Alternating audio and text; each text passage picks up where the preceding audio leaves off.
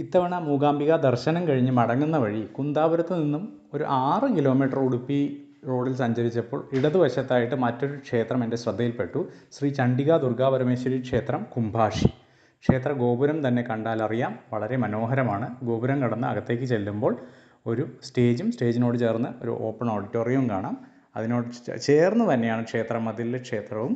ക്ഷേത്രം വളരെ ചെറുതാണെങ്കിലും വളരെ മനോഹരമാണ്. ക്ഷേത്രത്തിന് മുൻവശത്ത് മറ്റ് ചെറിയ ഒരു ക്ഷേത്ര കവാടം കാണാം. അതിനോട് ചേർന്ന് തന്നെ കരിങ്കല്ലിൽ നവീന രീതിയിൽ പണിതീർത്ത ഒരു ക്ഷേത്രക്കുളവും കാണാം.